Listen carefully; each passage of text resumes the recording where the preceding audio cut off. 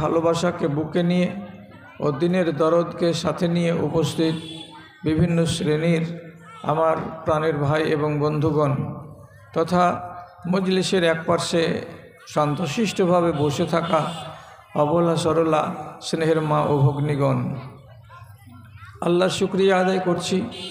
অনেক দিন পর আপনাদের এখানে এসে আপনাদের মুখোমুখি হয়ে কিছু কথা বলার জন্য আল্লাহ তাআলা সুযোগ করে দিয়েছেন। সবচাইতে বড় কথা, যখন একটু রাত বেড়ে যাচ্ছে তখন মানুষের ধৈর্য আর থাকছে না। বিশেষ করে এই জামানায় দেখতে পাচ্ছি যে রাত 9টার আগে প্যান্ডেলে মানুষ আসছে না, বসছে না, এবং রাত 12টা হয়ে গেলে এখানে আর টিকছে না। অথচ শরীয়তের দৃষ্টি দিয়ে যদি দেখি তো একটা দিক ঠিক আছে যে 12টার পরে আর থাকছে না। কেন যে গোড়ার দিকটাকে আপনি ফাঁকা না দিয়ে যদি মাগরিবের পর থেকে আমরা সবাই মিলে এসে বসে কথাগুলো শুনি এবং 12টাতে আমরা শেষ করি, তাহলে এটা খারাপ কিছু নয়। কেন নয়? যে আপনি যদি রাত 4টা পর্যন্ত জালসা শুনবেন, লম্বা চওড়া জালসা চালানো যাবে, আবার সকালবেলায় যখন আসসালাতু খায়রুম মিনান নওম বলে আওয়াজ দেওয়া যাবে তখন আপনি আর নিজের বিছানা ছেড়ে উঠতে পারবেন না। তো উঠতে না পারলে ফজরের জামাত গেল, নামাজ গেল, ফরজ গেল। সুন্নাতকে করতে গিয়ে, নফল কাজ করতে গিয়ে ফরজকে হাতছাড়া করতে হয়। এই জন্য সারা রাত এটা চলা ঠিকও নয়। তাছাড়া কোরআন মাজিদে আল্লাহ রাব্বুল আলামিন বলেছেন ওয়া জাআলনা নাওমাকুম সুবাতা। নিদ্রা হচ্ছে আল্লাহ তাআলার সবচাইতে বড় একটি নিয়ামত আমার দেহের জন্য। যদি আমি 10 রকমের খাবার খাই আর আমাকে কেউ বলে যে তোমাকে প্রত্যেক টাইমে টাইমে নতুন নতুন প্লেট দেব, নতুন নতুন খাবার দেব, কিন্তু তোমাকে ঘুমাতে দেব না, তাহলে মূল্যবান ফল আপনি যে খাবেন আপনার শরীরে সেগুলো কাজ দেবে না, আপনি ভালো থাকতে পারবেন না, আপনার মগজ খারাপ হয়ে যাবে, এমন পর্যন্ত কি মানুষ পাগল হয়ে যেতে পারে যদি ঘুমের ব্যাঘাত ঘটে। তার জন্য আল্লাহ কোরআনে বলেছেন জাআলনা নাওমাকুম সুবাতা। আমি নিদ্রাটাকে করেছি তোমাদের জন্য, তোমাদের শরীরের জন্য কি স্থির থাকার উপাদান। দিনের বেলায় কাজ করতে মন বসবে, রাতে ঘুম হলে। দিনের বেলায় সংসারে আপনি জড়াবেন, রাতের বেলায় শান্তিতে আরাম হলে। যদি রাতের বেলায় আরাম না হয় তো দিনের বেলায় কাজে আপনার মন বসবে না। তো যাই হোক, আমি আপনাদের সামনে 11টা 20 মিনিটে কথা আরম্ভ করলাম। আপনারা খুব তাড়াতাড়ি জায়গাটাকে ফাঁকা করিয়েন না। আপনাদের কাছে আমি যেমন মানুষ চেয়ে নেই, তেমনি আমি চেয়ে নিচ্ছি 1 ঘন্টা। 11টা 20 থেকে 12টা 20 পর্যন্ত 1 ঘন্টা হবে। তারপরে আপনি আমাকে ছেড়ে চলে গেলে আমি দুঃখিত হব না। কি বলছি? আল্লাহ রাব্বুল আলামিন বলছেন ভালো কাজে প্রতিযোগিতা করো, দেরি করিও না। ভালো কাজে প্রতিযোগিতা করো, দৌড় লাগাও। আমি আব্দুল করিমকে পিছে ফেলে এগিয়ে যাব, এই মানসিকতা রাখতে হবে। অমুক সাহেব 500 টাকা দিয়েছেন, আমি 600 টাকা দেব, এই রকমের মানসিকতা রাখতে হবে। আমার প্রতিবেশী আব্দুর রহমান নামাজ শুরু করেছে, ধরেছে 22 বছর বয়সে, আমি 15 বছর থেকে স্টার্ট করব। এক কথাই ভালো কাজে আপনি প্রতিযোগিতা করবেন, ভালো কাজে নিজেকে সবসময় এগিয়ে রাখবেন, সুযোগকে হাতছাড়া করবেন না। এটা হলো বড় কথা। সুযোগ যেন আপনার হাত ছাড়া না হয়। যেই সুযোগ পাবেন সেই সুযোগকে আপনি কাজে লাগাবেন। আরও ভালো সুযোগ আসবে বলে আপনি জীবনে প্রথম সুযোগটাকে হাতছাড়া করতে গেলে আপনাকে পস্তাতে হবে। কি বলি আপনাকে, একটা মেয়ে মানুষ, তার নাম উম্মে হারাম বিনতে মিলহান, রাসূলুল্লাহর দুধ খালা, রাসূলুল্লাহর দুধ খালা। মসজিদে নববী থেকে 2 কিলোমিটার 3 কিলোমিটার দূরে তার বাড়ি ছিল।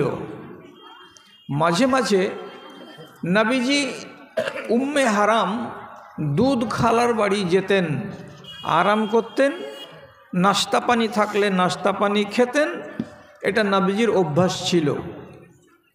একদিন প্রিয় নবী চলে গেছেন উম্মে হারামের বাড়িতে, যৎকিঞ্চিত কিছু খানা উম্মে হারাম দিয়েছেন, খেয়ে নিয়েছেন।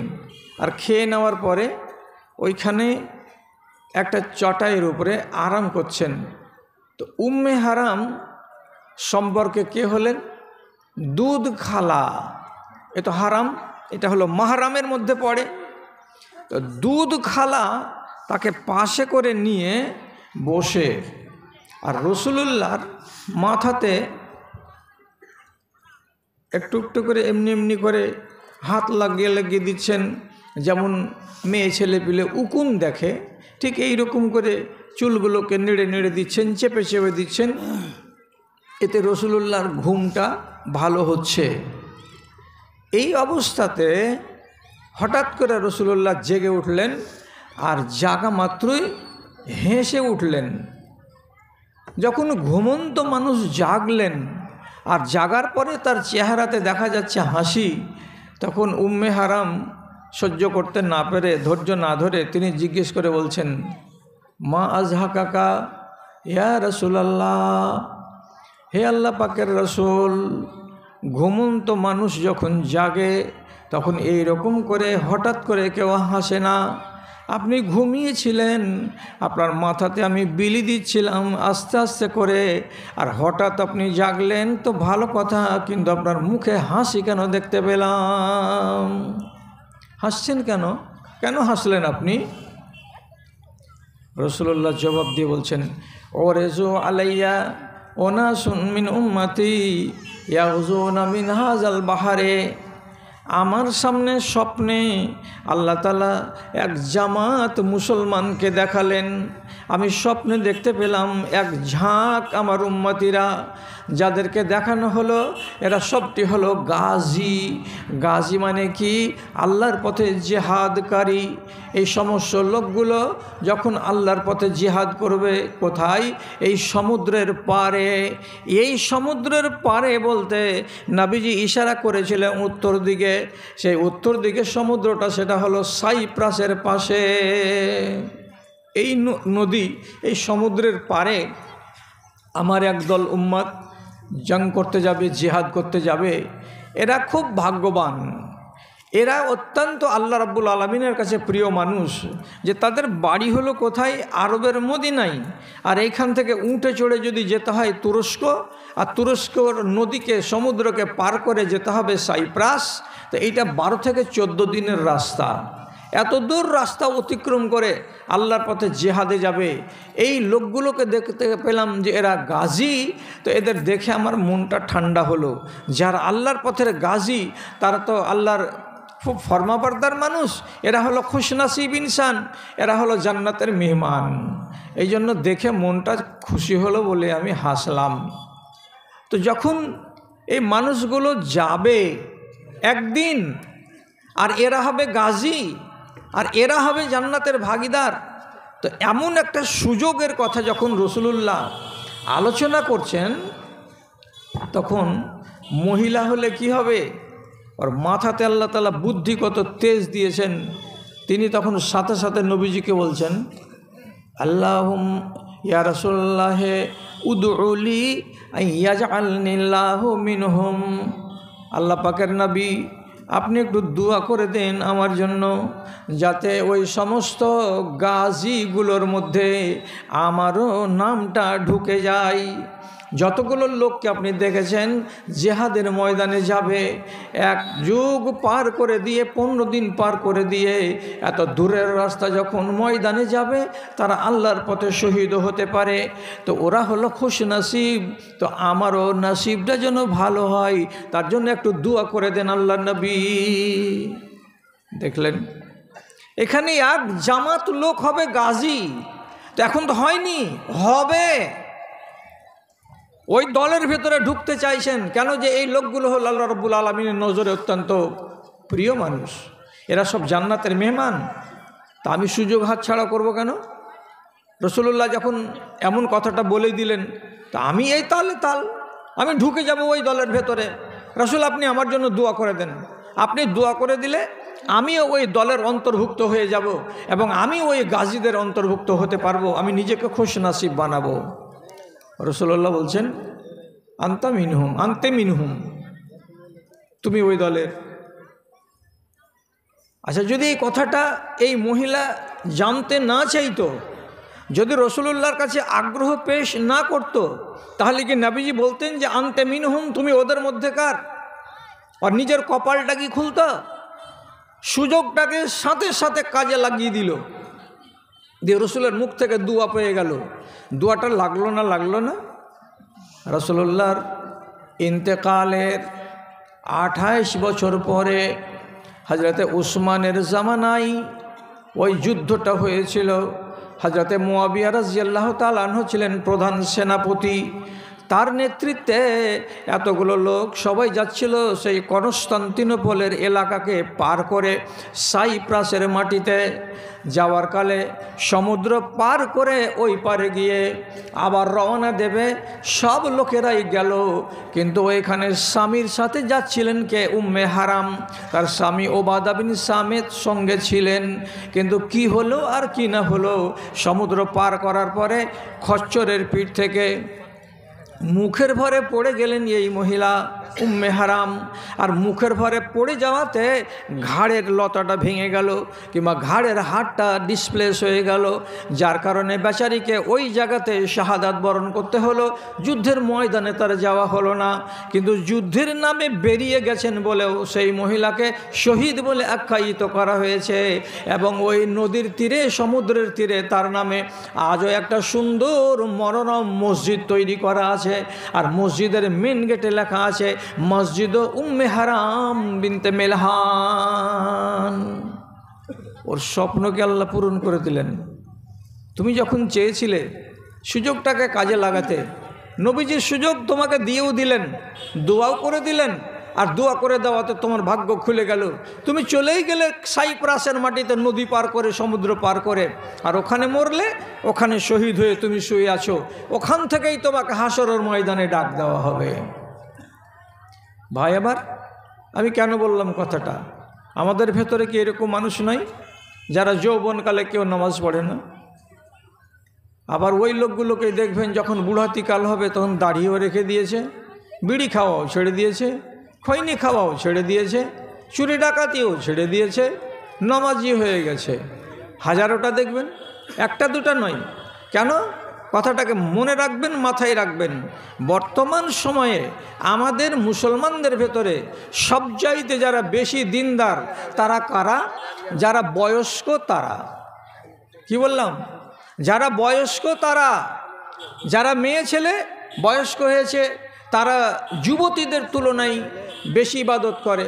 আমাদের পুরুষদের ভেতরে যারা বয়স্ক মানুষ তারা যুবকদের চাইতে বেশি ইবাদত করে। কেন এটা হয়?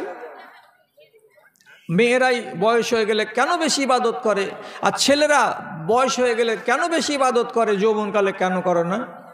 তো যৌবনে তাগত থাকে শরীরে, তো আর স্বপ্ন থাকে বেশি। কোথায়?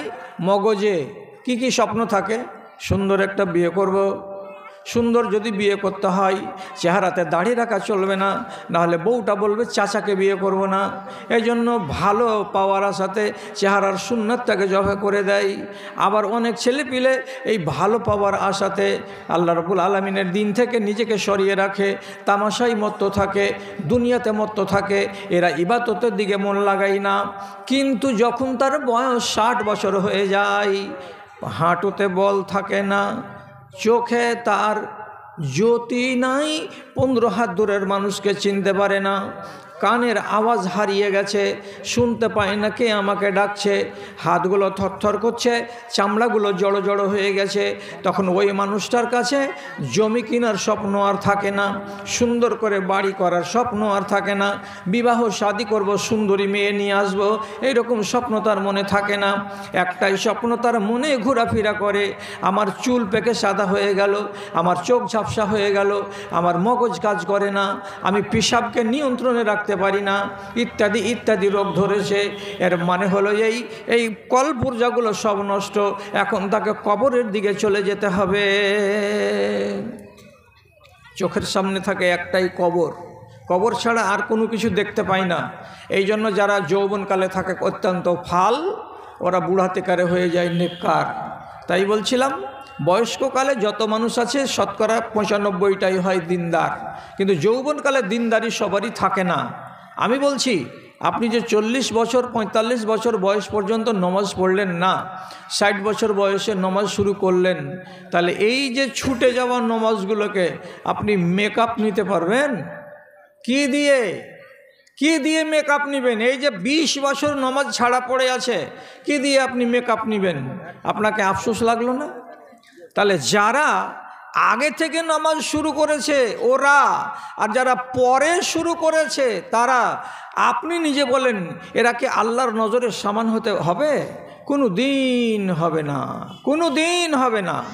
এই জন্য রাগ করিয়েন না যারা বুড়া বাবাজি আছেন, আপনাদেরকে রাগাবার জন্য বলছি না, সত্য কথা বলছি।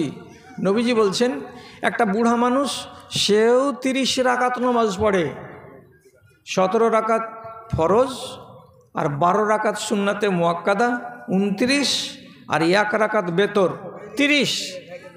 একটা বুড়া মানুষও নামাজ পড়ে 80, আর একটা জোয়ান ছেলেও নামাজ পড়ে 80। তো তাড়াতাড়ি করে কার ইবাদতটাকে আল্লাহ রাব্বুল আলামিন গ্রহণ করবেন? রাগ করার কিছু নেই, তাড়াতাড়ি করে রব্বুল আলামিন গ্রহণ করবেন ওই ছেলেটার ইবাদত, যে ছেলেটার মুছ এখনও ঠিক হয়ে বেরোয়নি, যে ছেলেটার দাড়ি এখনও ঠিক হয়ে গজায়নি। আর তার ফজিলত দিতে দিতে দিতে দিতে নবীজি বলছেন, শাবুন নাশা ফি ইবাদাতিল্লাহ, 7 জন মানুষ রব্বুল আলামিনের আরশের ছায়ার নিচে জায়গা পাবে কিয়ামতের দিন। সেখানে দেখেন বুড়া মানুষের নাম আল্লাহ নবী করেননি, বরং বলছেন ওই জোয়ান ছেলেটা, যে ছেলেটা যৌবন কাল থেকেই আল্লাহকে চেনে, যৌবন কাল থেকে ইবাদত করে, আর ওই ছেলেটাকে রব্বুল আলামিনের নবী বলছেন কিয়ামতের দিন তাকে আরশের ছায়ায় জায়গা দেওয়া হবে। ওর ইজ্জত আলাদা, আপনার ইজ্জত আলাদা। তো দাদারে আর ভাইরে সবটিকে বলছি, মারে আর খালারে তোমাকেও বলছি, 30 বছর গত করার পরে 50 বছরে গিয়ে হাত না চুলকিয়ে আজ থেকেই তুমি আল্লাহর পথের পথিক হয়ে যাও, তাহলে পরে তোমাকে আর আফসোস করতে হবে না, আর আল্লাহর নজরে তুমি 2 নম্বর ব্যক্তি হবে না, তুমিও 1 নম্বর ব্যক্তি হয়ে থাকবে। কিন্তু দুঃখের কথা, নবীজি বলেছেন, নবীজির কথাগুলো বড্ড সত্য। মানুষ কি করে জানেন? 5টা জিনিসের আগে 5টা জিনিসকে গুরুত্ব দেয় না। 5টা জিনিসের আগে 5টা জিনিসকে আপনি গুরুত্ব দেন। কি কি কি কি? যৌবনকালকে গুরুত্ব দেন, বৃদ্ধ হওয়ার আগে। এখন টাকা পয়সা আছে, এই অবস্থাকে আপনি গুরুত্ব দিন ফকির হয়ে যাওয়ার আগে। এখন আপনি স্বাস্থ্যবান আছেন, স্বাস্থ্যবান থাকাকে গুরুত্ব দেন অসুখ হয়ে যাওয়ার আগে।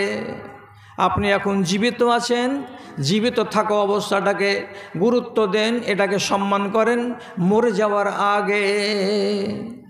কিন্তু কি বলবো, যুবক যুবতীগণ নিজের যৌবন বুঝে না, জীবিত মানুষ নিজের জীবনের কদর বুঝে না। স্বাস্থ্যবান আছি তার আগে স্বাস্থ্যের কদর বুঝি না, ধন দৌলত আছে ততক্ষণ পর্যন্ত ধনের মর্যাদা বুঝি না। বুঝি কখন? যখন সব হাতছাড়া হয়ে যায় তখন। আফসোস, 4 জন 4 রত্ন পারে না চিনিতে, চারিজন চারি রত্ন পারে না চিনিতে, কিন্তু চারিজন পারে দ্বিধা নাই তাতে রে, দ্বিধা নাই তাতে। যুবক যুবতীগণ চিনে না যৌবন, যুবক যুবতীগণ চিনে না যৌবন, বৃদ্ধ বৃদ্ধা চিনিয়াছে যৌবন কি ধন।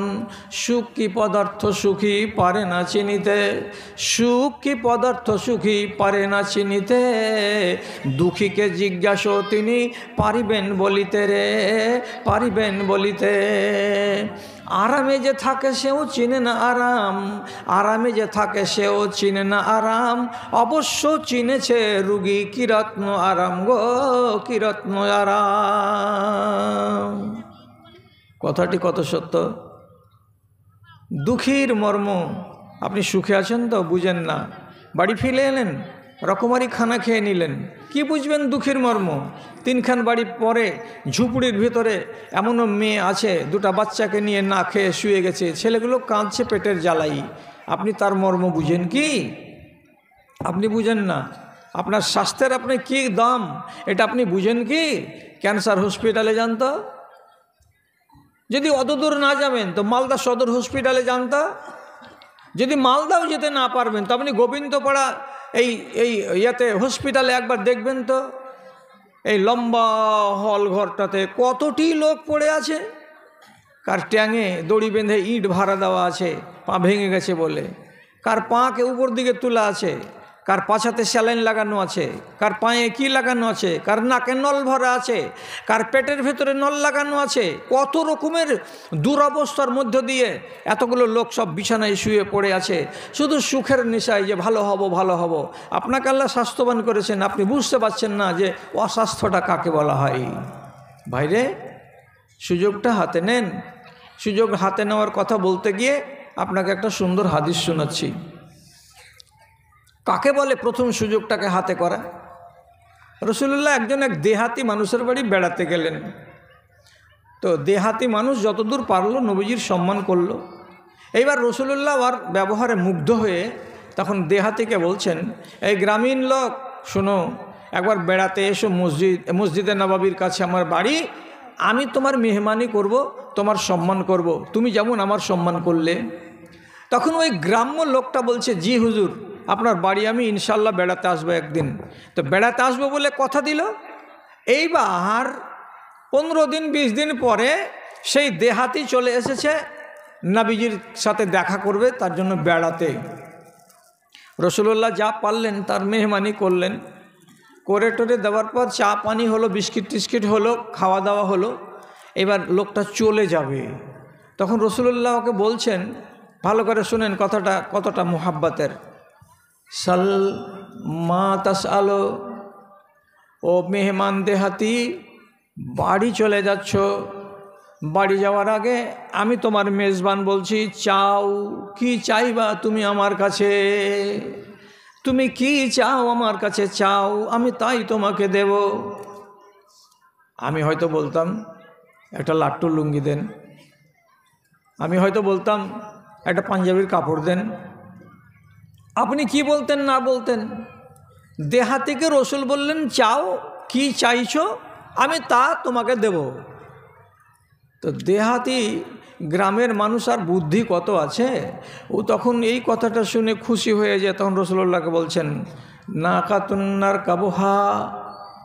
রসুল যখন দিতে চাইছেন তখন একটা বড় দেখে উঁটগুলো দেন, উঁটের উপরে চড়ব, চড়ে এখান থেকে সেখানে যাব।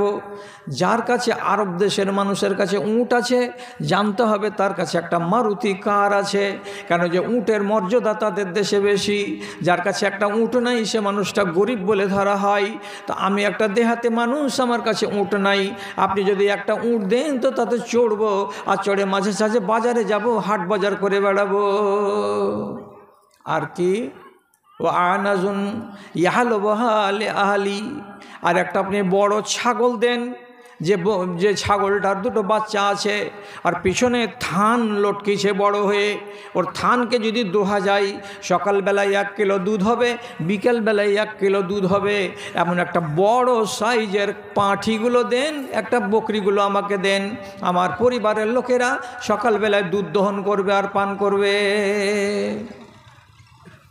খ্যাপা, রসুল যেখানে বলছেন যাও কি তো তাই পাবে, তা আসল জিনিসটাকে বাদ দিয়ে খ্যাপা মানুষ নকল জিনিসে চাইতে এলো, দুনিয়া চাইতে এলো, আখেরাত চাওয়ার জ্ঞান ওর হলো না। তখন নবীজি আফসোসের সুরে বলছেন ওর দিকে, আজ তুম আন্তাকুনা মিসলা আজুজে বানি ইসরাইল, এই খ্যাপা মানুষটা তোমার দ্বারাই কি এটা হলো না যে একটা বানি ইসরায়েলদের বেটি ছেলে, বুড়ি মায়ের লোকের মগজে যা বুদ্ধি আছে তোমার মাথাতে সে বুদ্ধিটাও নাই, তুমি তো কম বয়সের মানুষ, আর আমি তোমাকে বলছি বানি ইসরায়েলদের মধ্যেকার একটা বুড়ি বেটি ছেলের কথা, সে বুড়ি বেটি ছেলেটা যতটা মাথা মগজে রাখে, বুদ্ধি রাখে, তার সমানও বুদ্ধি তোমার নাই। দেহাতি মানুষ ওগুলাতে কান করল না। বানি ইসরায়েলের বুড়ি মেয়ে লোকটার সমান বুদ্ধি নাই, আর তার মতো তুমি বুদ্ধি পেলে না। এ কথাটা শুনতে ওখানে উপস্থিত যতগুলো সাহাবী ছিলেন ওনাদের মাথাতে কিন্তু একদম ঠক্কর লাগলো। ওরা জিজ্ঞেস করে তাড়াতাড়ি বলছে, আল্লাহ রসুল, বানি ইসরায়েলের বুড়িটার কথা বললেন আপনি, এটা বুঝতে পারলাম না, কি কথা, ঘটনাটা কি? তখন রসুল্লাহ বলছেন, বানি ইসরায়েলদের যে বুড়িটার কথা আমি বললাম তার সম্বন্ধে তোমরা জানতে চাইছো নাকি? বলে, জি আমরা জানতে চাইছি। ঠিক আছে তাহলে শোনো, ওই বুড়ি মেয়ে লোকটার জ্ঞান কত? এর সামান্য এই লোকটার জ্ঞান নাই কেন বললাম, তো ওর জ্ঞান কতটা? তো তার দিকে দেখেন।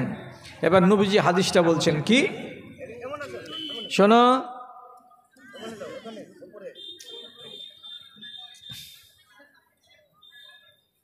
যাও যাও, রসুল্লাহ বলছেন আমার কথার দিকে খেয়াল করো। ওই লোকেরা বলছি এটা কি, মিশরের ফেরাউনের সন্ত্রাস থেকে মুক্তি লাভের জন্য নবী মুসা আলাইহিস সালাম বানি ইসরাইলদেরকে নিয়ে তিনি অন্য দূর কোনো জায়গায় চলে যাচ্ছিলেন। এখানে থাকবো না, আমরা অন্য জায়গায় চলে যাব হিজরত করে। এই কথা বলবেন না তো, এখানে লক্ষ্য করছি অনেকক্ষণ থেকে এখানে আওয়াজ আসছে।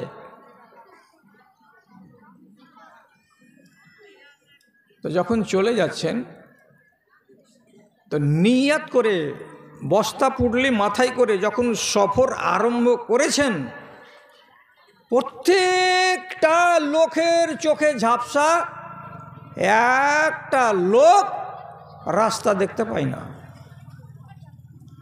এটা যাবে শিমুলতলা, রাস্তা চোখে পড়ে না। ওটা যাবে হজরতপুরের দিকে, রাস্তা চোখে পড়ে না।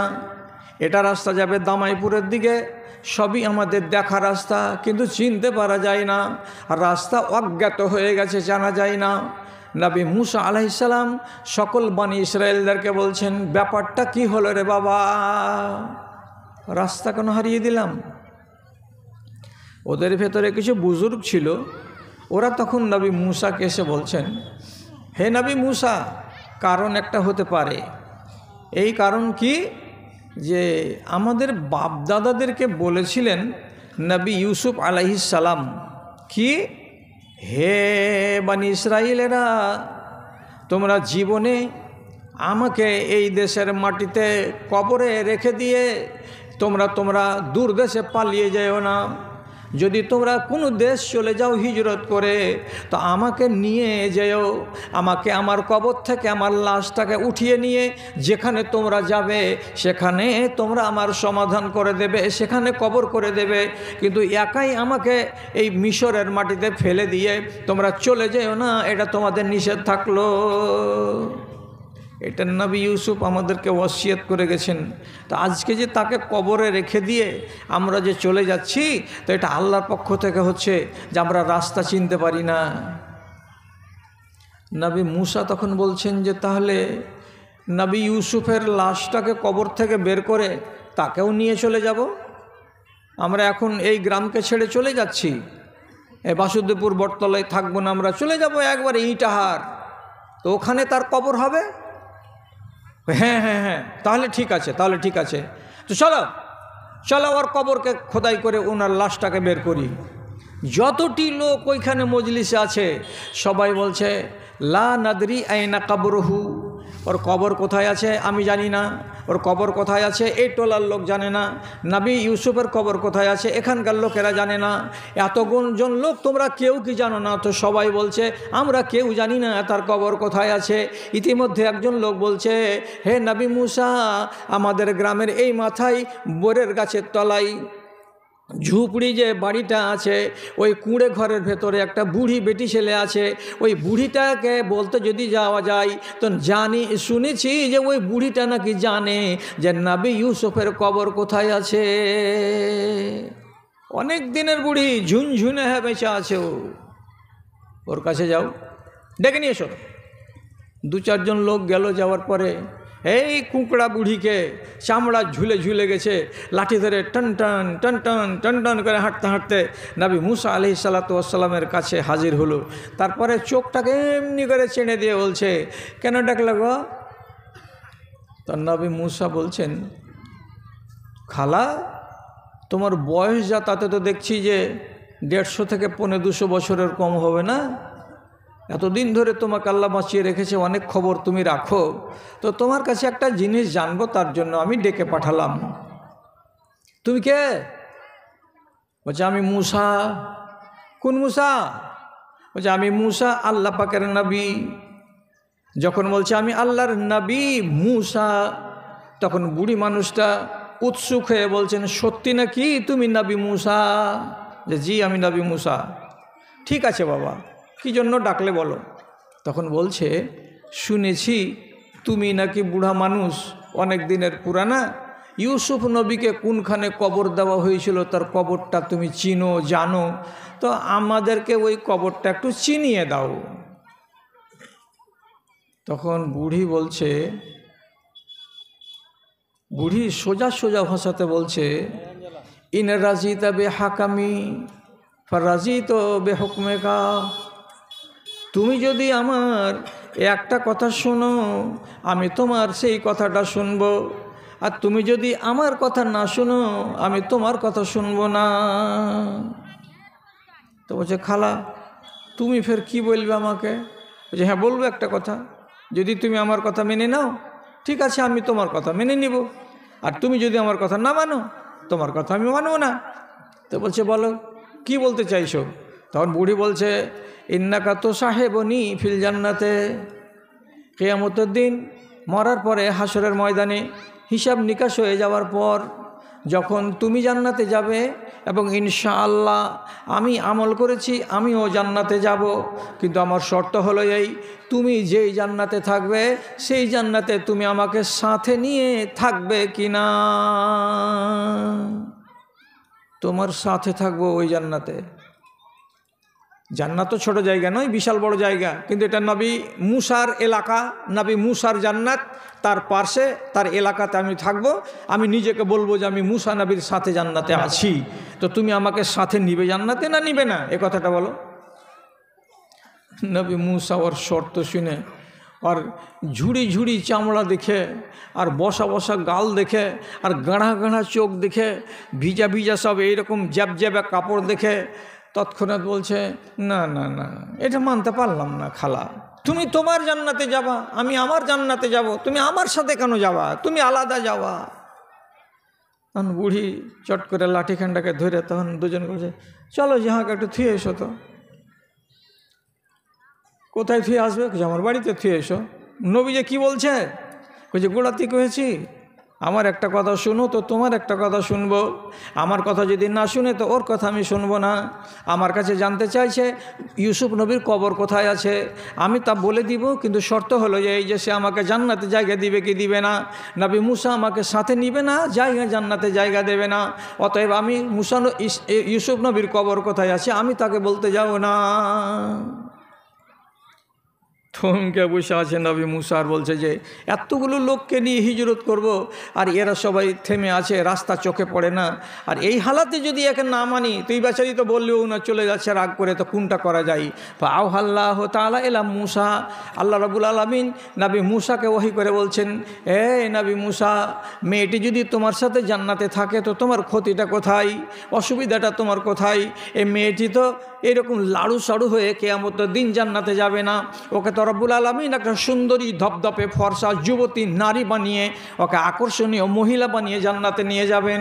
তো তাহলে তুমি তার ওই থুসড়া রূপ কেন দেখতে যাচ্ছ? তুমি রাজি হয়ে যাও না তো তোমার সমস্যার সমাধান হবে না। তখন নবী মুসা বলছে, খালা, তোমাকে আমি আমার সাথে জান্নাতে নিয়ে যাব, তুমি আমার সাথে জান্নাতে থাকবে, বলো কোনখানে আছে নবী ইউসুফের কবর? এইবার খালা তখন লাঠি হাতে করে দুটা লোককে ধরে তখন বলছে, চলো, আমি যেদিকে হাঁটছি ওদিকে চলো। হাঁটতে হাঁটতে হাঁটতে হাঁটতে আধ কিলোমিটার জায়গা হাঁটার পরে একটা ছোট্ট ঝিল পানি আছে, সে বিলের মতো একটা জায়গার কাছে বুড়ি খাড়ো হলো, আর যাওয়ার পরে সমস্ত লোকটিকে আর নবী মুসাকে দেখিয়ে বলছে, ইন জাব্বু হাজাল মা, এ ঝিলে এ পুকুরে যত পানি আছে, তোমরা হাজার হাজার মানুষ আছো, বালতিতে করে পানিগুলোকে ছেঁচে সম্পূর্ণ খালটাকে উদাম করে দাও। ছেঁচো পানি, সব পানি ছেঁচে দেওয়া হলো। পানি যখন ছাঁচা হলো তখন বুড়ি হাঁটতে হাঁটতে একটা কাদা কাদা জায়গাতে যেয়ে তারপরে তখন বলছে, ফারু হাজাল মাকান, এই জায়গাটাকে খনন করো। ওই জায়গাটাকে খনন করা শুরু হলো। আস্তে আস্তে করে আলতো আলতো করে কোদাল মেরে মেরে যখন খানিকটা তলায় গেল, তো আম্বিয়াদের লাশকে মাটিতে খায় না রে দাদা। আম্বিয়ারা কবরে জীবিত থাকেন, এটা কোরআন মাজিদ থেকেও প্রমাণিত এবং সহিহ হাদিস থেকেও প্রমাণিত। আম্বিয়াদের লাশকে মাটিতে খায় না। নবী ইউসুফ আলাইহিসসালাতু ওয়াস সালাম যেমনকার তেমন কিন্তু মরা মানুষ ওখান থেকে আবিষ্কার হয়ে গেলেন, আর ওখানে তারা তাকে বের করে নিয়ে ঘাড়ে করে খাটলিতে করে যখন বাইরের দিকে আসে, তো ফায়জাত তারিক ওকাদ ইনজাল্লাত, যে রাস্তাগুলো দেখা যাচ্ছিল না 1 ঘন্টা আগে, নবী ইউসুফের লাশটাকে যখন ঘাড়ে করে নিয়ে হাঁটা দিয়েছে, তো চারিদিকের রাস্তাগুলো স্পষ্ট দেখা যাচ্ছে। এটা হজরতপুরের রাস্তা, এটা জালালপুরের রাস্তা, এটা শিমুলতলার রাস্তা, এটা দামাইপুরের রাস্তা। নবী মুসা হাসতে হাসতে রওনা দিয়ে দিলেন, যেদিকে গন্তব্য সেই দিকে হাঁটা দিয়ে দিলেন। হাদিসটা এখানে থাক। কথাটা হলো কি, রসুল কি বলেছিলেন দেহাতিকে দেখে, দেহাতি খেপা, আরে বানি ইসরায়েলদের বেটি ছেলেদের যতটা মাথা আছে তোর অতটা মাথা কেন নাই রে? কেন বলেছিলেন? বানি ইসরায়েলের বেটি ছেলেটা মুসা নবীর নাম শোনা মাত্রই কি বলল? আমাকে জান্নাতের সাথে নিবে কি নিবে না আদায় করে নিল যে সঙ্গী আমি হবই হব। এটা হলো বিরাট সুযোগ। আমি তোমাকে সুযোগ দিয়েছিলাম, তুমি চাও আমার কাছে যেটা লাগবে সেটাই আমি তোমাকে দেব। তুমি যদি আজকে আমাকে বলতে, হে আল্লাহ পাকের রাসূল, আমার জন্য দোয়া করে দেন, আমাকে আল্লাহ তাআলা যেন মরার পরে জান্নাত দেন, কিংবা তুমি আমার সঙ্গে জান্নাতে থাকবে, এমন কোনো একটা কথা যদি আমাকে বলতে, আমি আল্লাহর কাছে দোয়া করতাম তুমি আমার সঙ্গী হয়ে যেতে, তুমি হাসরের ময়দানে আমার সাথে জান্নাতে বসবাস করতে। কিন্তু তোমার মাথায় কুলালো না, তুমি সুযোগটাকে হাতছাড়া করে দিলে। সুযোগ হাতছাড়া করবেন না। কেন? এর খেসারত দিতেই হবে। একটা হাদিস পকেটে করে নিয়ে যাবেন, আর আপনাকে দায়িত্ব দিছি কসম আল্লাহর, যারা বড় আছেন তারা আমার বড় ভাই, আর যদি ছোট আছেন তারা আমার ছোট ভাই, আর আমার বেটা তুল্য পোতা তুল্য। এই হাদিসটা আপনি অবশ্যই একজন বন্ধুকে আপনি বলবেন, তাহলে ইনশাআল্লাহ আপনার হক আদায় হয়ে যাবে। এই হাদিসটা অবশ্যই আরবিতে আপনাকে বলতে হবে না, মা খালা তোমাদেরকে বলছি, বাংলাতে বলবেন আপনি। সেই হাদিসটা কি আছে? হাদিসটা কি আছে? ইন্না সাহেবা শিমালে লা ইয়ারফাউল কালামা সিত্তা সাআতিন আনিল আব্দুল মুসিএ। বাম কাঁধের ফারিস্তা আপনার আমলগুলোকে লিপিবদ্ধ করছে দিন আর রাত।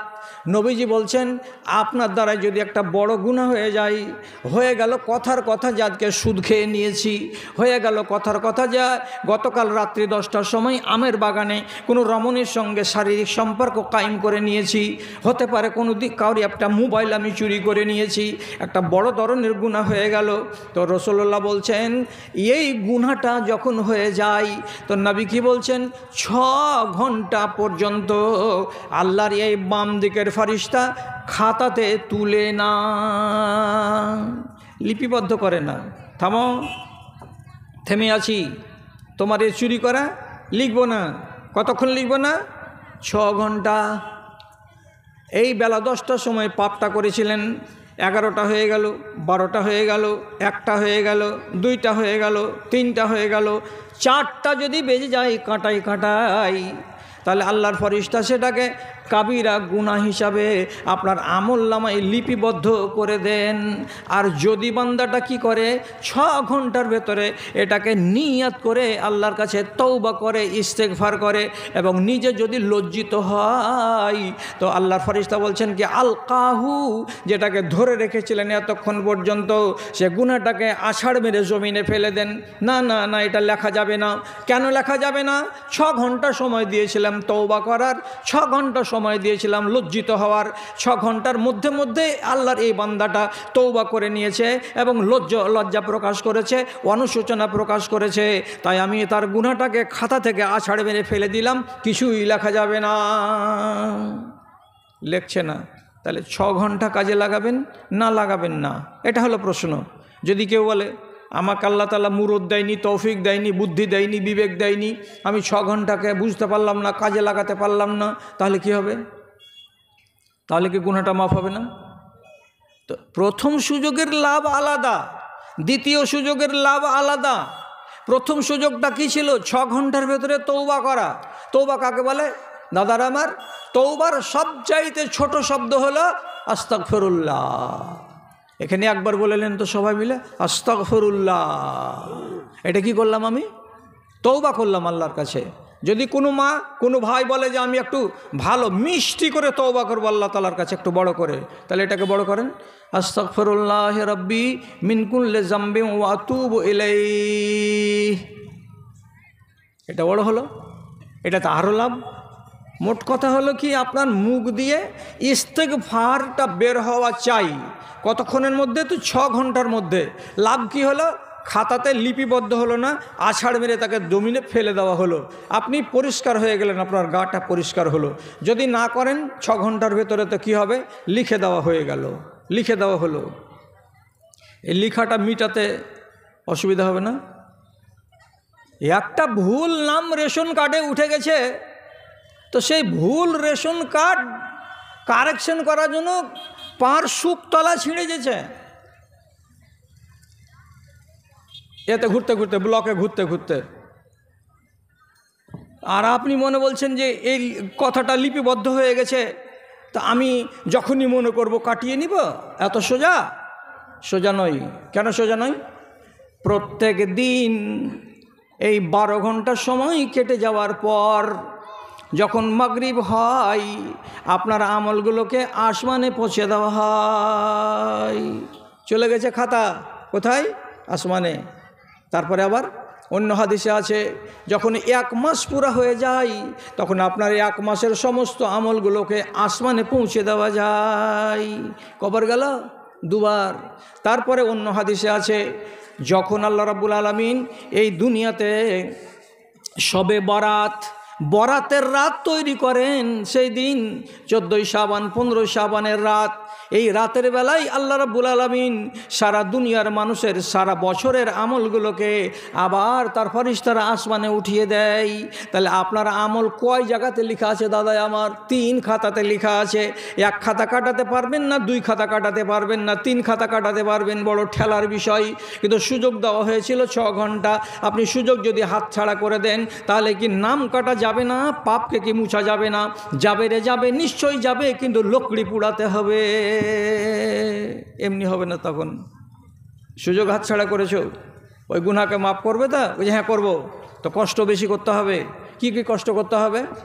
নিয়ত করো, 2024 সালের জানুয়ারি মাসে আমি উমুকের সাথে এই বদ কাজটা করেছিলাম, এবার এটাকে মাফ করার সুযোগ আমি হাতছাড়া করে দিয়েছি, এখন আল্লাহ তোমার কাছে মাফ চাই। কি করে মাফ হবে? নাম্বার 1 নম্বর, ঢের রাত হবে, অর্থাৎ রাত্রি 2টা 2:30। অন্যাস নিয়াম, সারা দুনিয়ার মানুষ ঘুমিয়ে থাকবে, আপনার বিবি বেটা বাল বাচ্চা সব ঘুমিয়ে, আপনি উঠেন, জাগেন, জাগার পরে অজু বানান, অজু বানিয়ে নিয়ে টনটন টনটন করে অন্ধকার রাতে মসজিদে চলে যান।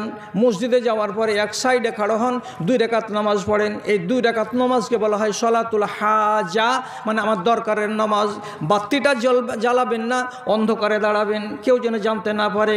ওইখানে 2 রাকাত নামাজ আদায় করে নেওয়ার পর বসে থাকবেন মুসাল্লায়, আর সালাম ফিরে দিয়ে 2-3টা জিকির করার পরে এইবার আল্লাহ রাব্বুল আলামিনের কাছে হাত তুলে দোয়া করবেন।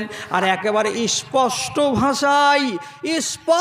ভাষায় আল্লাহ তাআলাকে যে পাপটা করেছিলেন সেই পাপটাকে নাম ধরে ধরে বলবেন, নাম ধরে ধরে বলবেন, পরবর্তীকার 2024 সালের জানুয়ারি মাসের 22 তারিখে আমি এই গুনাহটা করেছি, তার জন্য আমি তোমার কাছে এসেছি, আল্লাহ তুমি আমাকে মাফ দাও।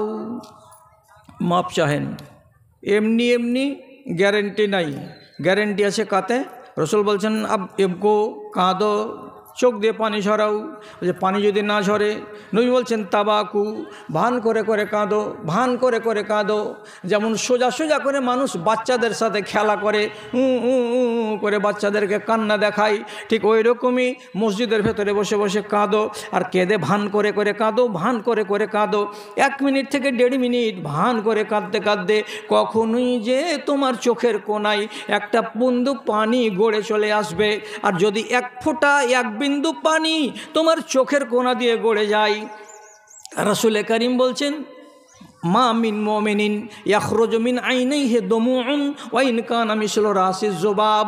কোন একজন মুমিন মুসলমানের চোখের কোনা দিয়ে একটা মাছির মাথার সমপরিমাণ, একটা মাছির মাথার সমপরিমাণ পানি যদি আল্লাহর ভয়ে চোখ দিয়ে বেরিয়ে যায়, আর গাল পর্যন্ত যদি আসে, খসে যদি জমিনে নাও বা পড়ে, তো নবীজি বলছেন হারাম আল্লাহু আলাইহিন নার, মানুষটার উপরে জাহান্নামের আগুন হারাম হয়ে যায়। কাঁদো কাঁদো, কেঁদে কেঁদে আল্লাহ তাআলার কাছে মিনিট, 1.5 মিনিট, 2 মিনিট, 3 মিনিট দোয়া করো। করার পরে মনটাতে তাসাল্লি হবে, এবার মনে আনন্দ নিয়ে বাড়ি ফিরে আসো। হ্যাঁ, আল্লাহ তাআলা আমাকে মাফ করেছেন। সূর্য যখন নামিবে পাটে, আধার আসবে ছেয়ে, বিশ্বজগৎ অঘরে ঘুমাবে, তুমি থাকবে চেয়ে। এমন আধারে নির্জনে বসে, এমন আধারে নির্জনে বসে একবার তারে হাঁকো, ডাকো তারে ডাকো, মনের কালি মুছে ফেলে দিয়ে নয়ন পাতায় আঁকো, ডাকো তারে ডাকো। কাঁদলাম, কেঁদে কেঁদে আল্লাহর কাছে মাপ চাইলাম। আপনি নিজে তাসাল্লি করবেন, আল্লাহ আমাকে মাপ দিয়েছেন। এটা করতে যদি না পেরে থাকেন বা মনে যদি তৃপ্তি না হয়, মাপ হলো কি হলো না, আরও মশলা বেশি পোড়াতে হবে। কি বেশি মশলা পোড়াতে হবে? 90,000 টাকা দিয়ে আপনাকে উমরা করতে যেতে হবে। উমরা করতে গেলেন কোথায়? তো খানা কাবায়। তো খানা কাবাতে গিয়ে কাবার দেওয়ালের পূর্ব দিকে দেখবেন 1 বুক বরাবর একটা উঁচা দরজা আছে। দরজার চৌকাঠগুলো সোনা দিয়ে তৈরি, এখনও দেখতে পারবেন। মোবাইলকে বলবেন মুলতাজাম, মোবাইলকে শুধু বলবেন কাবার দরজা, আপনার সামনে চেহারাটা এনে দেবে। ওই জায়গাটাতে হাত রেখে আপনাকে কাবার দেয়ালকে এমনি করে হাত চাপা দিয়ে আল্লাহ রাব্বুল আলামিনের কাছে চোখের পানি ঝরিয়ে কাঁদতে হবে। মালিক, আমি অমুক বছর অমুক জায়গায় অমুকের সাথে আমি এ অন্যায় করেছি, আমি সেই পাপের ক্ষমা নেওয়ার জন্য তোমার দরবারে এসেছি। এ দরবারটা কার? বলছে আল্লাহর। এখানে হাজিরি দিয়েছি মানে কি? রবের দরবারে হাজিরি দিয়েছি। আপনি যদি ওখানে কান্না করতে পারেন, নিশ্চিত আপনার গুনাহ মাফ হয়ে যাবে। তার ছাড়া তারপরের সুযোগ আর একটা বলছি, সাফা মারওয়া দৌড়াতে হয়। কয়বার? 7 বার। শেষ দৌড় শেষ হবে কোথায় গিয়ে? মারওয়া পর্বতে গিয়ে। মারওয়া পর্বত কোন দিকে আছে? তো উত্তর দিকে আছে। আর সাফা থেকে দৌড় শুরু হবে দক্ষিণ দিকে আছে। 7 চক্কর দিয়ে দিলাম। 7 চক্করের শেষের চক্করে গিয়ে মারওয়া পাহাড়ে গিয়ে আমার 7 চক্কর শেষ হলো। তখন নবীজি বলেছেন ওইখানে দাঁড়াও, আর দাঁড়িয়ে কাবার দিকে এমনি করে বাঁকা করে দাঁড়িয়ে মুখ করো কাবাকে, যেন চোখে চোখে দেখতে পাও কাবাকে। আর তাকে সামনে করে দাঁড়িয়ে দাঁড়িয়ে ওই সাফা মারওয়া পাহাড়ের উপরে তুমি আল্লাহ তাআলার কাছে দোয়া করো। যেটাই দোয়া, আল্লাহ আমার রুজি চাই, আল্লাহ তোমার রুজির ব্যবস্থা করে দেবেন। আল্লাহ একটা সুন্দরী গৃহিণী চাই, একটা জীবন সঙ্গী সুন্দরী চাই, ইমানদার চাই, আল্লাহ গায়েব থেকে ব্যবস্থা করে দেবেন। আপনি গুনাহ খাতার মার্জনা চাইবেন, আল্লাহ তাআলা তারও ব্যবস্থা করে দেবেন। জায়গাটা এমন পাক জায়গা, ওখানে দাঁড়িয়ে দাঁড়িয়ে যেটাই দোয়া করবেন সেটাই মঞ্জুর হবে। কিন্তু আপনি বিশেষভাবে দোয়া করছেন আল্লাহর কাছে কিসের? তা আমি এত নম্বর বয়সে, এত বছর বয়সে আমি এই অন্যায়টা করেছিলাম, সে অন্যায়টা যেন মাফ হয়ে যায়। মাফ হবে। দুটো জায়গা হলো, যদি এই টাকাটাকে 90,000 টাকাকে উমরাতে না দিয়ে যদি 3.5 লক্ষ টাকা দিয়ে হজ করতে চলে যান, তো ওখানে একটা প্লাস পয়েন্ট আছে। তা কি উমরাতে ওইটা নাই, হজের বেলা এটা আছে। আপনাকে আরাফার মাঠ যেতে হবে। আরাফার মাঠ কয় তারিখে যেতে হয়? তো 9 তারিখে। কটার সময়? জোহরের ঢিলা থেকে মাগরিব পর্যন্ত।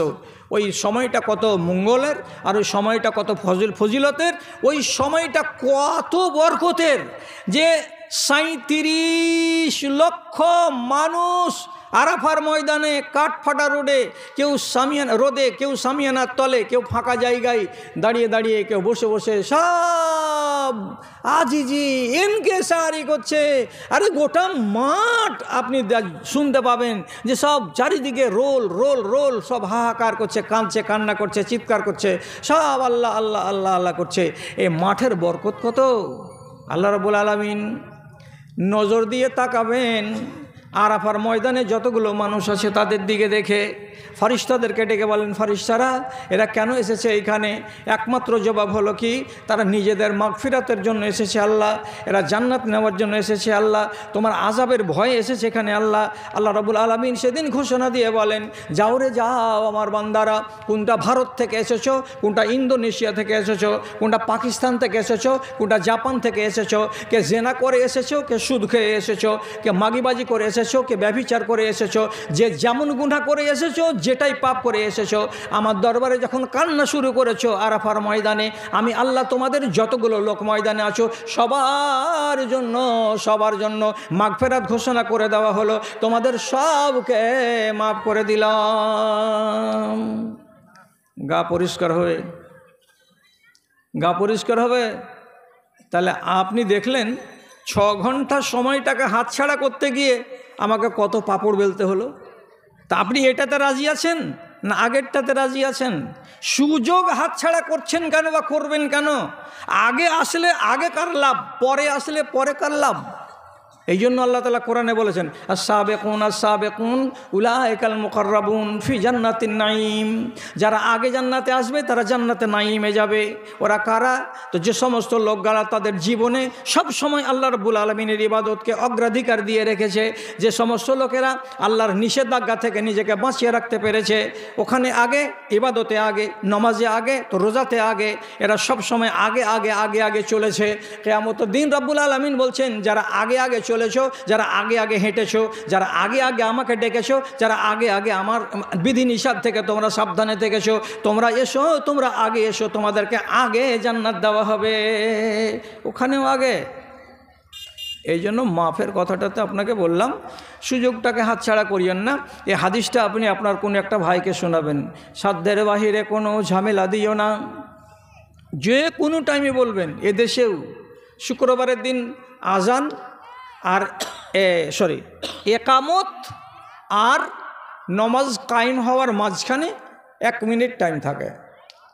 ইমাম নামলো, এবার একামত শুরু হবে, লাইন সোজা হচ্ছে, এই মাঝখানে 1 মিনিট 1.5 মিনিট টাইম আছে।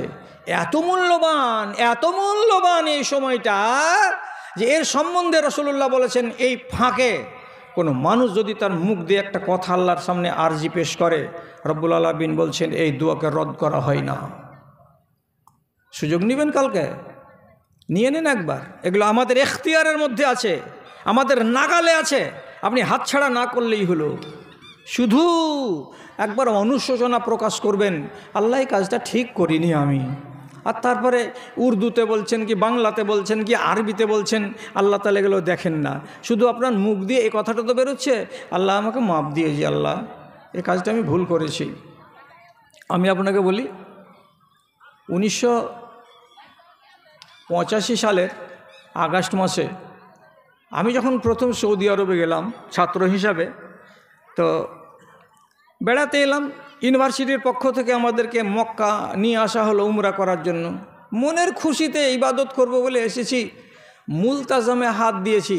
তো তখন আমি তো যুবক মানুষ, আমার তখন চুল দাড়িগুলো সব সম্পূর্ণ উগেনি চেহারাতে, এরকম পরিস্থিতি। আমার ডান দিকে একটা পাঞ্জাবি, পাকিস্তানের, দাড়ি কামা আছে, আর এইরকম পাঁঠা হয়ে আছে, আর ওই মুলতাজামে হাত দিয়ে আছে। আর এই মুলতাজেমে হাত দিয়ে আমি আমার ভাষাতে বলছি আল্লাহ তালাকে, তো আমার ভাষা হারিয়ে গেল এই লোকটার আওয়াজ শুনে শুনে। কি পাঞ্জাবি ভাষাতে খালি বারে বারে ওই আল্লাহ জি জড়ি গল করদা জি मैंने तुनी ऐसा कर दी আল্লাহ তালা জি তোর হাম করেন্দা জি দাঞ্জা জি এলদা জি, এই যে পাঞ্জাবি ভাষাতে খালি বলছে। আর চোখের পানিগুলো আল্লাহর কসম পার উপরে গিয়ে টপ টপ টপ করে পড়ছে। আমি বলছি যা রে, তোর কেল্লাফ হতে, তুই যা করেছিস তোর জীবনে, চোখের পানি যে নেমে গেল আর তোর পায়ে এসে কাবার সেহানে গিয়ে পড়ছে, কাবা ঘরের দেয়ালে দেওয়াতে গিয়ে শুয়ে শুয়ে পড়ছে। তুই এতটুকু যখন আল্লাহকে ডাকতে পারলি, তো সেই আল্লাহ কি আর তোকে পিছে রাখবে? তোর গুনাহ অবশ্যই মাফ হয়ে যাবে। সাধ্যের বাহিরে কোনো ঝামেলা দিও না, সাধ্যের বাহিরে কোনো ঝামেলা দিও না, আপদে বিপদে মোরে কবু ফেলিও না মাওলা, কবু ফেলিও না। দয়া করে সব গুনাহ মাফ করে দিও, রহম করিও আল্লাহ, রহম করিও। তোমার দয়ায় যেন মাপ পেয়ে যায়, তোমার দয়ায় যেন পার পেয়ে যায়। সকলেরও দাতা তুমি ওগো দয়াময়, এতটুকু কৃপা যেন মোর প্রতি হয়। আমি হীন গুনাহগার অতি অসহায়, চলিতে বলিতে কত ভুল ত্রুটি হয়। সেসবেরও খতিয়ান নিও না গো তুমি, সেসবেরও খতিয়ান নিও না গো তুমি। এইটুকু করুণা চাই শুধু আমি, এর বেশি চাহিবার আর কিছু নাই। সকলেরও দাতা তুমি ওগো দয়াময়। একটা মেয়ে ছেলে রাতের বেলা যদি সাহারি রান্না করে আর গোটা বাড়ির লোক ঘুমিয়ে থাকে, আর যদি এমনি করে লকড়িটাকে খালি একবার করে ঠেলে, খালি লকড়িটাকে এমনি করে একবার করে ঠেলছে, আর সরপোষ খানকে একবার করে এমনি করে হটিয়ে দেখছে ভাতগুলো হলো কি হলো না, কিন্তু বেচারি চুপচাপ বসে নেই। কি করছে? লকড়ি ঠেলছে আর মাঝে মাঝে বলছে আস্তাগফিরুল্লাহ, লকড়ি ঠেলছে আর মাঝে মাঝে বলছে সুবহানাল্লাহ, লকড়ি ঠেলছে আর মাঝে মাঝে অন্য একটা করে দোয়া বলছে। আল্লাহ রাব্বুল আলামিন বলছে বান্দিরে তোর ডবল ডবল সোয়াবের মিটার একই সাথে ঘুরছে, একই সাথে ঘুরছে। কেমন ডবল? তুই যে রমজানে আছিস, রমজানের মিটার ঘুরছে, ওইটা মিটার তো ঘুরছে, তার সাথে সাথে তোর মুখ চলছে, মুখটা চলছে কখন? তো সাহারির টাইমে। এটা হলো শেষ রাত, আর শেষ রাতের ডাক আল্লাহ তাআলা বলছেন ফেলে দেওয়া যায় না। ওই জন্য যখনই রমজান মাসে আমার সুযোগ লাগে, আমি মায়েদেরকে বলি ও মায়েরা সুযোগটাকে হাতছাড়া করবে না, মুখটাকে বন্ধ করে শুধু জাল ঠেলবে, জাল ঠেলবে। এমনটা না করে বাসন মাজবার মাঝে মাঝে বলবে সুবহানাল্লাহ, বাসন মাজবার মাঝে মাঝে বলবে আলহামদুলিল্লাহ, বাসন মাজবার মাঝে মাঝে বলবে আস্তাগফিরুল্লাহ। আস্তাগফিরুল্লাহ পড়তে লজ্জা নাই, লজ্জা নাই। আমার নবী নিজে বলছেন আমার রতি পরিমাণে গুনাহ নাই। আমি এমন নবীর নবী, আমাকে আল্লাহ তাআলা এমন মাসুম করেছেন, তথাপি আমি আমার সারাটা দিনের ভেতরে 100 বার করে আল্লাহ রাব্বুল আলামিনের কাছে আস্তাগফিরুল্লাহ পড়ি। কতবার? তো 100 বার। তো নবীর গুনাহ নাই, অথচ তিনি যদি 100 বার পড়তে পারেন আস্তাগফিরুল্লাহ, তো আমরা গুনাহগার মানুষ, আমরা কিসের জন্য 10টা বার আস্তাগফিরুল্লাহ পড়তে পারবো না? খালারে কত খেয়াল রাখো, 12টা 20 পার করে দিয়েছি। আর একটা কথা শুধু আপনাকে শিখাই, আর শিখে দেওয়ার পরে আপনি যদি সুযোগ নেন তো আমি দিচ্ছি, আর আপনি সুযোগ না নিলে আমি আপনাকে কষ্ট দিয়ে এখানে বসিয়ে রাখবো না। তবে কথার পাক্কা আছি আমি। আর একটু কথা শুনে নেন, নেওয়ার পরে আমার কাছ থেকে এখান থেকে সরবেন। কি কথা? 2টা মুসলমানের নাম বলছি, একটার নাম আবু সুফিয়ান আর একটার নাম সুহাইল ইবনে আমর। এই 2 জন মুসলমান মক্কাতে 13 বছর রাসূলুল্লাহকে কলুতে যেমন করে পিড়ায় অমনি করে পিড়ালছে। কি বুঝলেন? এই 2 জনই রাসূলুল্লাহকে কলুতে পিড়ানোর মতো করে পিড়িয়েছে। কত ঠেলা দিয়েছিল সুহাইল ইবনে আমর, যে রাসূলুল্লাহ ফজরের টাইমে দোয়া করতেন, তো 4টা লোকের নাম ধরে ধরে দোয়া করতেন। আয় আল্লাহ সুহাইল ইবনে আমরের উপরে লানত নাজেল করো, আয় আল্লাহ তুমি উমাইয়ার উপরে লানত নাজেল করো। এরকম করে আরও 2-3 জন লোকের নাম নিতেন আর বদদোয়া করতেন। কেন বদদোয়া করেছিলেন? ঠেলা সইতে পারছিলেন না তার জ্বালায়।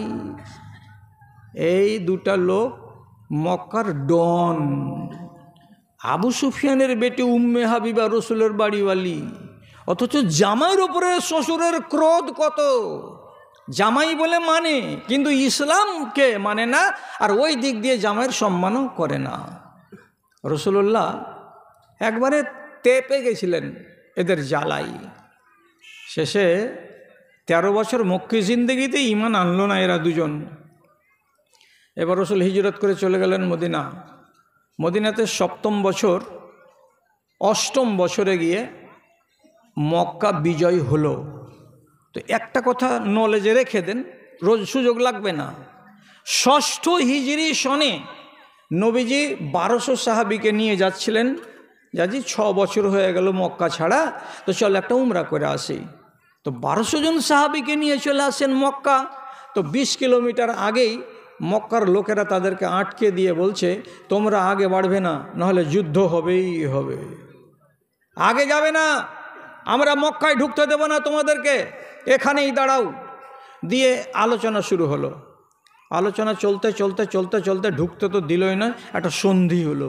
সন্ধিতে শর্তগুলো লিখছে এটা কে? সোহাইল ইবনে আমর, এই ডন লিখতে বসে। তখন দুই পক্ষের ভিতরে চুক্তি হচ্ছে। কি চুক্তি হলো? 1 নম্বর ধারা বলছি। তো চুক্তিটা লিখতে গিয়ে শুরু করি। আলীকে দিয়ে রাসূলুল্লাহ লেখাচ্ছেন। তো কি লিখছে? লেখো আলী, বিসমিল্লাহির রহমানির রহিম। আর যেমনি আলীর লেখা হয়েছে বিসমিল্লাহির রহমানির রহিম, সোহাইল ইবনে আমর মুশরিকদের পক্ষ থেকে, আর নবীজি আছেন এই পক্ষ থেকে। তো সাথে সাথে সোহাইল বলছে, ইন্নানা নালামু বিসমিল্লাহির রহমানির রহিম। হে নবী, আপনি যে নিজেকে নবী বলছেন, আপনার বিসমিল্লাহির রহমানির রহিমকে আমরা চিনি না। বেইসমেকা আল্লাহুম্মা, আমরা যখন কোনো কাজ করি তখন আমরা বলি কি বেইসমেকা আল্লাহুম্মা, আমরা এ কথাটা বলি, এ কথাটাকে মানি। কাজে রহমানের রহিমকে কেটে দিতে হবে, আর বেইসমেকা আল্লাহুম্মা লিখতে হবে। মানো না তো কাগজ ছিঁড়ে ফেলে দাও। রসুল বলছেন, আলী কেটে দাও। আলী বলছেন, না কাটবো না রসুল, কেটে দাও। কি লিখব? বেইসমেকা আল্লাহুম্মা লেখা হয়ে গেল। তারপর 1 নম্বর শর্ত,